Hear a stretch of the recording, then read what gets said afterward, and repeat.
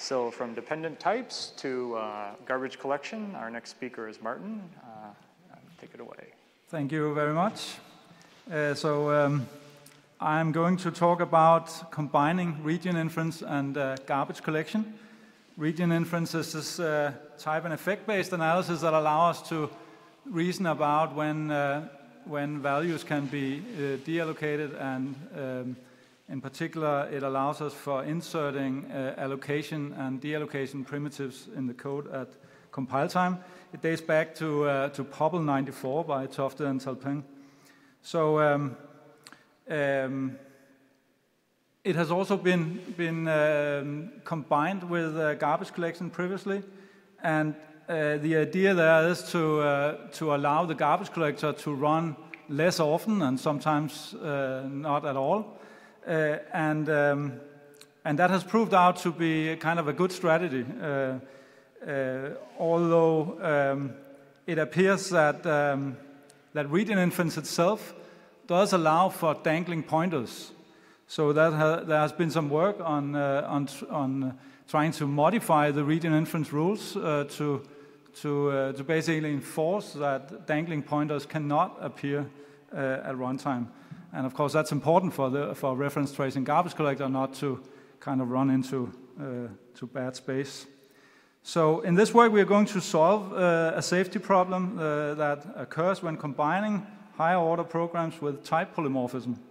As we will see, the solution is to associate so-called spurious bound type variables with effect variables, and in that way track effects. This has all been implemented in the ML-Kit, a standard ML compiler that integrates region inference and garbage collection, even generational garbage collection, and it scales to large programs, compiles itself, and mills on.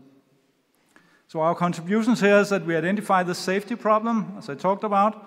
We also present a novel modification to the existing region-based type and effect system that rules out these dangling pointers, and then allow for reference tracing garbage collection. It has been implemented in the ML-Kit, and then we show also that the changes that we have to do, both in the typing rules and the inference algorithm, have little effect on the runtime and on the compilation times. So a little bit about region inference for memory management. Here we organize the heap as a stack of regions, and then at runtime we allocate all values in regions. And the idea is then that this stack might grow here, and at any point in time, it's possible for any of the regions to grow dynamically. And that's implementing using a linked list of pages, which can then be reused once a region is deallocated. And then, of course, we have a static analysis, as I talked about, for inserting allocation and deallocation directives in the program at compile time. That's based on a region and effect type system. So here we have just a small summary of region inference. The idea is that we have a source language, and in a very simple setting, it looks like this here. We have functions, applications, and recursive functions. And then region inference will then take any program written in this language and translate it into a region annotating expression E prime using judgment of this form. And the possible annotations that can appear in these target programs are that it's possible to introduce the notion of a region variable. It comes with this let region construct and surround an existing expression. And the semantics of this will be first at runtime to allocate a region and then bind it to this region variable, and then proceed executing or evaluating E. And while doing that, we can then, for all allocating expressions, they might then refer to this region variable, which is now in scope, and that might guide that will guide where values, in which regions the values are stored. So we here see another annotation here, all allocating expressions are annotating with this at construct here, specifying exactly where these regions, this value go. So here we have a small example of an expression in this intermediate language here, where we bind y to an expression here with a let region construct. And to begin with, we just have one global region row here, contains some values already. And then we go into the let region construct, and that allocates two new regions, row 1 and row 2. And now we proceed inside the body of that thing. We start by allocating a value 3, and this is of course assuming that we have a system that really allocate integers in the heap. Usually they will go in registers, but for the sake of the example here, they will go in regions. Now after allocating the value 3 here in row 1, we proceed and allocate a new value in region row here, and we can see that from the expression here stating that this 4 has to go in row. And now the next thing that will happen is that a pair is created in region row 2. So we create this pair, and that will point first of all to the first element, the 3 here, and then also the second element will be pointing to the value 4. And now the evaluation will proceed and extract the second element here. Sorry. It will extract the second element of the variable x here, which is bound to the pair. And then we can safely, according to the region inference rule, deallocate the regions row 1 and row 2. And we will have the result that y is now bound to the value 4 in the region row. So this is how it looks like, and it turns out that region inference also allow for dangling pointers, a little bit more complex example. This will show up. Region inference also allows for functions to take regions as parameters. So here we have an example here where the target expressions might be parameterized over regions.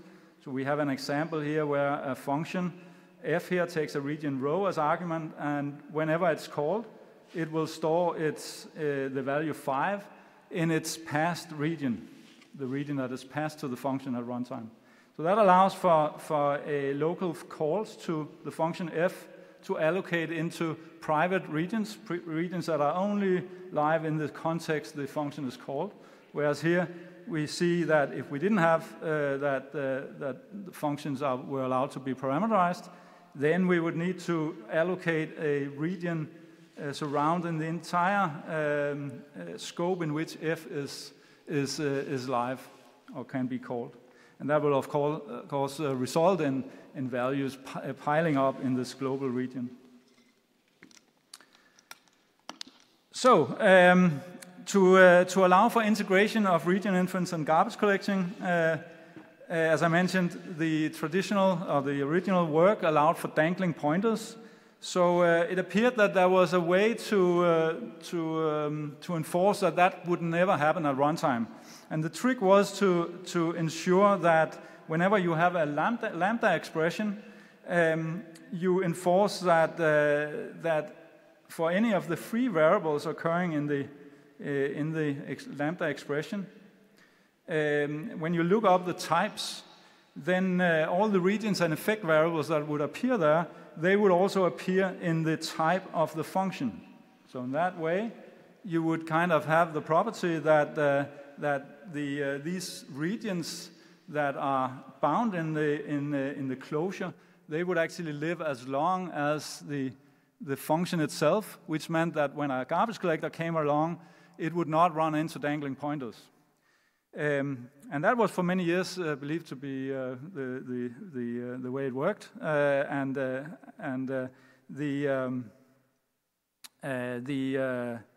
idea was, of course, that the involved regions would outlive the function. So then that is the question, or will they?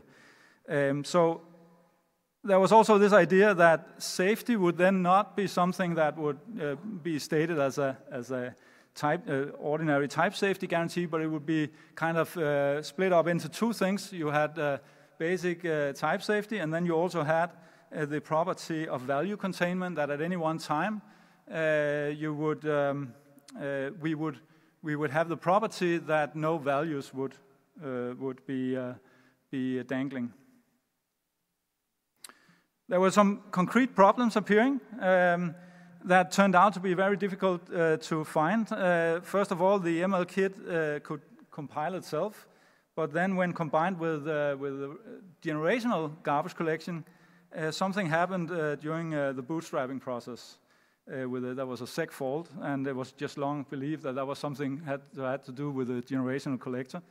Then there also came along, Matthew Fluid did some work on having the ML kit also compile Milton. And in that process, then again we saw a problem at runtime, there was a boss error. And then came Corona, and I kind of went down with 4 days of fever. And during that time, I kind of realized that this property here wasn't really closed under substitution. So the point is, of course, if you apply a substitution here to those variables that are type variables that appear in tau, then you might actually, applying that to a substitution will not be closed under that substitution, this property. So what to do about that? Also after the 4 days, I could kind of just, when I got to myself again, I could just sit up and type in a program that would fail, a much smaller one. So this is a program, and it involves the composition function, as we saw in the last talk as well.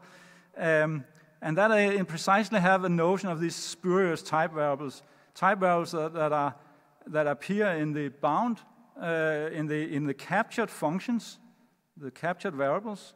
They appear free in their types, but they don't appear free in the type of the function itself. So we call those spurious. There are very few of them in real code, but the compose function basically shows one. So here's the region-annotated type for the compose function, and it shows a lot of things. When you look at it, you can see that a pair is giving. It allows the functions to be in distinct regions, the f and g to live in distinct regions, R2 and R1. They allow to have different effects when you call it. We can also see that once we call it, it will basically store something in the region row 2, exactly the closure there. It will also basically read the pair and deconstruct the pair itself. Then you get a function back, then when that is called, we will read from the closures with row 1 and row 2, and we will also execute the functions with the effects E1 and E2.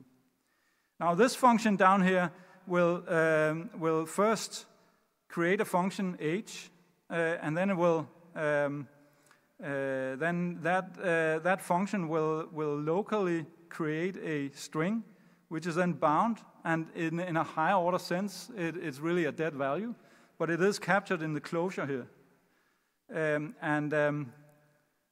What will then happen when some work comes along and the garbage collecting is triggered is that there will be a dangling pointer, because due to this thing being captured inside the result of the compose function. So here's how it looks with the region-annotated terms. We have the one where it's unsafe, and then we have the fix over here. We can see in the original program, we see a region row here, which is kind of locating the temporary string which is created here, but which needs to outlive and live as long as h lives. So that is a problem. We need to kind of hoist that out. It needs to be alive as long as the function h is alive. And we see that is the case here. With the fix we provide, and there's more information about that in the paper, we are capable of actually associating these spurious type variables with effects. This happens here. The spurious type variables is associated with an effect on the result here. So that means that whenever we instantiate such a spurious type variables, we can enforce the region and effect variables in that type into that effect. And that is what makes the whole thing work out. So that means that the key solution here is I associate these spurious bound type variables with error effects. We modify the typing rules to make sure that this works out, and then we can prove the containment properties and really prove that these relations are closed under substitution. Much more details in the paper about that. So that's also an artifact. And with that, I will stop. Thank you.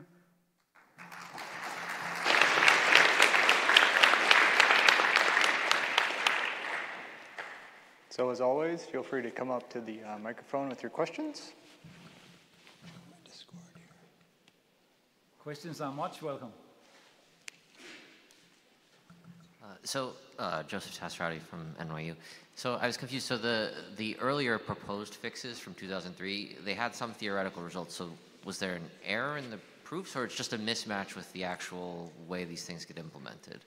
Yes, so it's actually an interesting thing, and I think, to be honest here, this was a paper by myself. Okay. And there was basically, it works out for the non-polymorphic case, but then when you add polymorphism, kind of just glossed over a little bit this property of this relation being closed under substitution. And I think it's just something we need to learn. I mean, it would be great to have some of this being verified more formally in a proof assistant, of course. And that will definitely be part of future work, but also to make sure that there are no further issues. But at least now the benchmarks, they just ran. From the time I fixed this, both bugs went away, so that's a good story about it, at least.